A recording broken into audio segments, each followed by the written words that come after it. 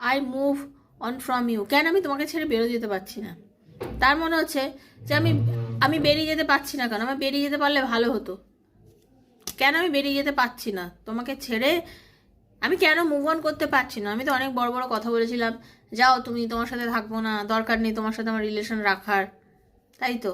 তোমার সাথে সম্পর্ক রেখে কী হবে? আমি আমার নিজের লাইফ নিজে বেঁচে যাব, আমি আমার নিজের মতো করে নিজের জীবন জীব, তুমি তোমার মার মতো বাঁচো, আমার কাছে আসবে না, আমাকে কিছু শোনাবে না, এসব অনেক কিছুই তো বলেছে।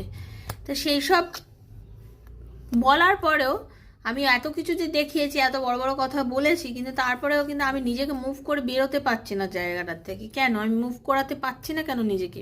আমার তো মুভ করা উচিত, কিন্তু আমি মুভ করতে পারছি না।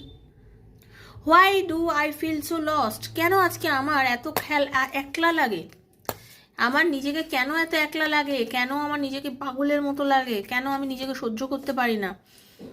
নিজের ফাঁকা অনুভব হয়, কোথাও একটা ফাঁকা, সব কিছু আছে বাট সে তো নেই। সেই অনুভূতিটা আমার কেন হচ্ছে? সব কিছুর মধ্যে আমার একটা ফাঁকা অনুভূতি, যেন আমার মধ্যে কিছু নেই, কিছু না থাকার অনুভূতিটা আমার কেন হচ্ছে? যেমন আমাদের কি হয়, আমরা চাল ভাত, ভাতের চালটা আমাদের কাছে এত ইম্পর্টেন্ট একটা খাবার। আমরা যতই বড় বড় মোমো খাই, যতই আমরা এগ রোল খাই, চিকেন রোল খাই, হ্যানা খাই ত্যানা খাই, এত কিছু খাই, বাট ভাত আমরা না পেলে কিন্তু আমরা কেউ খুশি হতে পারি না, তাই না?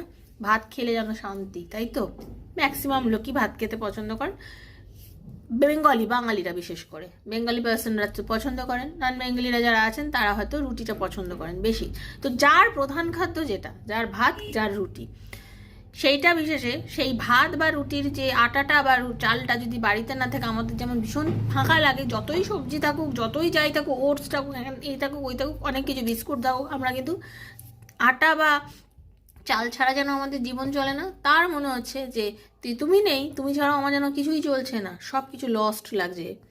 People don't believe in me.